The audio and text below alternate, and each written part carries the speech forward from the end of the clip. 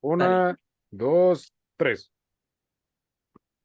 Muy buenas noches, compañeros. Pues esta noche nos toca exponer sobre el ciclo del ácido cítrico y transporte de electrones. Pues vamos primero con el ciclo del ácido cítrico. El ácido cítrico también es conocido como ciclo de Krebs o ciclo de los ácidos carboxílicos.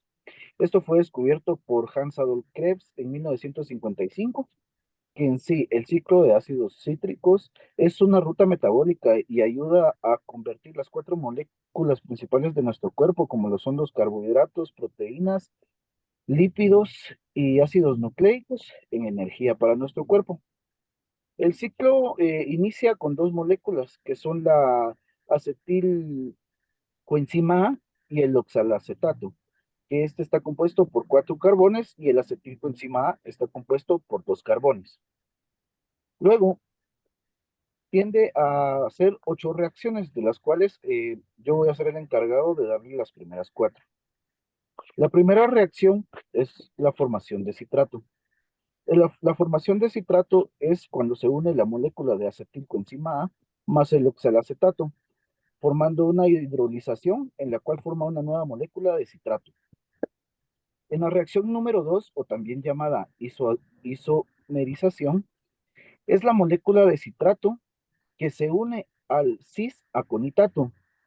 Esta cataliza en sí, se catalizan para formar la molécula de isocitrato, que también es un alcohol secundario. La reacción número 3 es una oxidación y descarboxilación, en donde la molécula de isocitrato se junta con una molécula de NADH, a la cual hacen una nueva molécula de alfa-cetoglutarato más CO2 más NADH más H.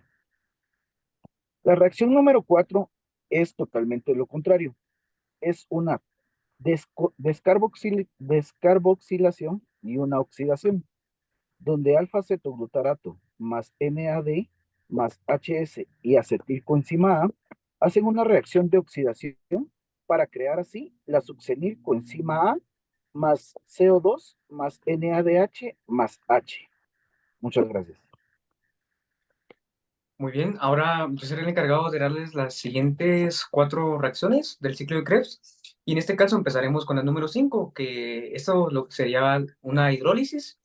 Y en este caso, este va a funcionar por medio de una enzima, que esta enzima va a contener un paquete pequeño llamado GDP, que es un guanosin difosfato, y aparte de eso va a contener otra molécula que va a ser el fósforo inorgánico. Pero en este caso, para poder hacer el succinato, necesitamos únicamente de tres oxígenos. Entonces, al fósforo inorgánico le quitamos un oxígeno y así quedaría formado lo que sería el succinato. Luego pasamos a lo que sería una reacción 6, que va a ser por medio de una oxidación, que en este caso el paquete de energía va a contener un paquete de energía FAD, que es una flavina adenina dinucleótida, que para poder cargarla necesitamos de lo que serían dos moléculas de hidrógeno para así poder formar un FADH más H, o también conocido como un FADH2. Y en este caso ya vamos a formar el elemento llamado fumarato. Luego pasamos a lo que sería una reacción 7, que va a ser una hidratación, que en este caso la enzima 7 va a proporcionar una molécula de H2O al fumarato. Este se va a añadir a la estructura, así dándole lo que sería una carga más elevada. Así esta se va a poder fortalecer y va a ser más fácil de formar el siguiente elemento, que va a ser el malato. Luego pasamos a lo que sería una reacción, la reacción 8, que este contiene un paquete de energía llamado NAD, y principalmente lo que realiza es que el NAD le roba al malato dos moléculas de hidrógeno, y las dos moléculas que le robó fueron de la enzima número 7. Lo hizo con el objetivo principal de robarle mucha más energía, así formando lo que sería el oxalacetato. Y como podemos ver en la figura que se está presentando, que es el ciclo del ácido cítrico, podemos ver que el oxalacetato es, uno de los, es donde se reinicia el ciclo, y, y así es como se repite, ¿verdad? Más que todo. Muchas gracias. Muy bien, perfecto. Entonces, continuando con todo esto, vamos a hablar también del transporte de electrones. El transporte de electrones, o también conocido como, pues más que todo como la cadena respiratoria que nosotros procesamos día con día, se estudia la importancia de dos coenzimas, principalmente, como vimos la de aquí, la de nicotadamina, adeína, dinucleótido, y la flavina, adenín, dinucleótido también, que eran las coenzimas que explicaron anteriormente de NADH y FAADH2, que son estas dos principales, ¿verdad? Esto lo que pasa con estas es que ambas se oxidan a proporcionar la energía para la síntesis de mucho más ATP, como podemos ver aquí en la esquina inferior derecha. En el transporte de electrones o en esta cadena respiratoria que nosotros vamos día con día, iones de hidrógeno y algunos electrones se mueven y se combinan con oxígeno para formar pues agua o H2O. La energía liberada durante el transporte de electrones se utiliza para sintetizar el ATP a partir de ADP y PI o pi, un proceso llamado fosforilación oxidativa. Para tener más claro todo esto, pues tenemos esto, ya que siempre y cuando tengamos disponible oxígeno para las mitocondrias de la célula, el transporte de los electrones y la fosforización oxidativa funcionan para producir mayor parte de energía del ATP, fabricada dentro de estas de cada una de las células. Anteriormente, pues mirábamos una imagen sobre una mitocondria que va a ser esta que vamos a estar viendo, pero estas ahorita se las explico en un segundo. En este momento, pues sería pues la membrana inferior y exterior, ¿verdad? Que vemos aquí arriba, que es la externa, que es la que está más arribita, la intermembrana o la interna, que está entre estas dos, y la membrana interna que está hasta abajo, que es donde el espacio intermembrana es donde pasa toda esta situación del transporte de electrones. Pues para tener todas estas enzimas y portadoras de electrones es necesario para el transporte de todos estos electrones o pues la respiración que nosotros tenemos, ¿verdad? En el interior de dichas membranas hay 4 complejos de proteínas distintos, que son los que les voy a explicar aquí, que sería el complejo 1, complejo 2, complejo 3 y complejo 4. Cada una de estas pues teniendo cierta función y portadores de electrones también con la coenzima que la vamos a nombrar como Q y el citocromo C. No están firmemente unidos a la membrana y actúan como portadores móviles que se transportan en electrones dentro de esta. Ahora bien, ¿qué se encarga cada complejo? Como ven aquí, el complejo 1. Aquí tenemos que el transporte de electrones comienza cuando iones de hidrógeno y algunos electrones se transfieren al NADH, al complejo 1. Luego al portador de electrones de la coenzima Q, como les comentaba, o el COQ, como vimos anteriormente en el ciclo de Krebs, pues la coenzima Q se produce con COQH en 2, que serían dos moléculas, ¿verdad? Que transporta electrones desde los complejos 1 y 2 hasta el complejo 3.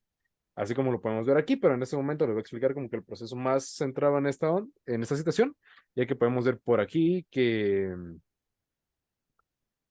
tenemos, solo déjenme ver por aquí. Listo. Por ejemplo, aquí tenemos el complejo 1, ¿verdad? Y así como lo comentábamos anteriormente, estos pues pasan a ser para el complejo 2, que es este proceso que vemos por aquí, para convertir todo esto y cargar de electrones y los iones de hidrógeno que vemos aquí arriba, que son los que vemos por aquí, para llegar de una vez al transporte 3. De la pérdida de hidrógeno por parte del NADH, regenera el NAD, que vimos anteriormente en el ciclo de Krebs, que queda disponible nuevamente para oxidar más sustratos en las vías oxidativas como en el ciclo del ácido cítrico o el ciclo de Krebs, que lo explicaron anteriormente.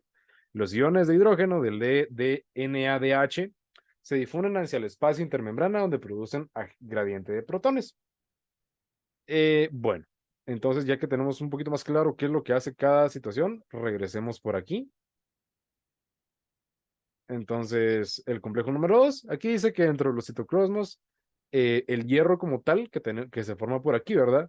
En el complejo 2 o el COQ, también obtiene iones de hidrógeno y electrones de FADH2, que anteriormente vimos que son estas dos moléculas o estas dos coenzimas que van a seguir actuando por aquí. Estos pues son generados mediante la conversión de succinato a fumarato en el ciclo del ácido cítrico. Los iones de hidrógeno y electrones de FADH2. Lo que produce pues la misma coenzima que les comentaba anteriormente del COQH2 y la coenzima oxidada del FAD. Ahora bien, en el complejo 3, como les estaba diciendo anteriormente, dos electrones se transfieren aquí a una serie de proteínas que contienen hierro, llamadas citocromos, que podemos ver que aquí dice.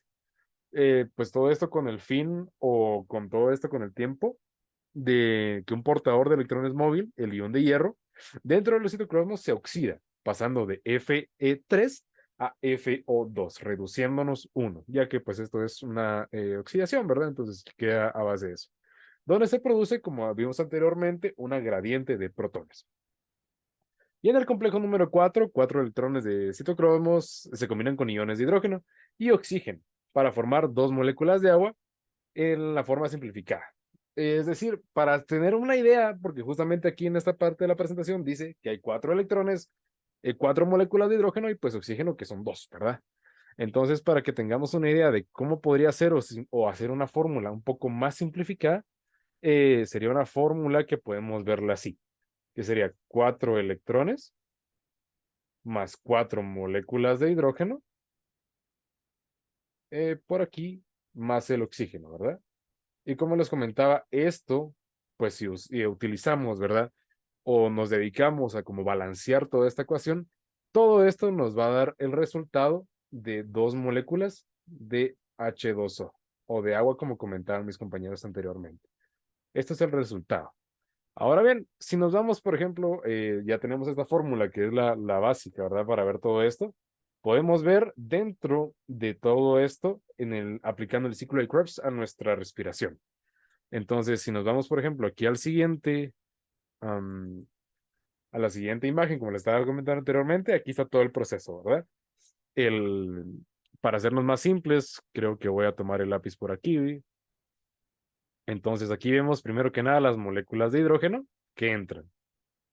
Como vimos anteriormente, aquí es lo que entra, es el NADH más la molécula de hidrógeno y pasa justamente aquí en el punto de inicio. Pasa por el complejo número 1 y aquí pasando por el complejo número 2, que aquí es donde estaría ubicado el COQ. Esto rosadito que vemos aquí arriba como este camino es el COQ que vamos a ver por aquí y justamente abajo está el complejo número 2, ¿verdad? Que el complejo número 2 dijimos que era la parte del FADH al cuadrado y esto, como ya que le quitan estas moléculas de hidrógeno, como mencionó anteriormente Dani, nos queda solo el total del FAD. Entonces, esto pasa al complejo número 3, que en el complejo número 3 es donde aquí arriba quedaron las 2 moléculas de hidrógeno, como podemos ver, y pasa al complejo número 4, que es donde hacíamos la pequeña fórmula que vimos anteriormente, que es donde son los 4 electrones más 4 moléculas, más 4 moléculas de hidrógeno, más las moléculas de oxígeno, y esto nos da el resultado, el 2H2, que es donde el 2H2O, 2 moléculas de agua, que en total es lo que nos va a dar, pues lo que estábamos buscando dentro de esta situación de los transportes de electrones, dándonos también el ATP o la síntesis de este ATP. Pero pues eso no nos vamos a centrar tanto, ya que no es parte de nuestro tema, pero eso fue lo que queríamos compartir con ustedes el día de hoy. Muchas gracias.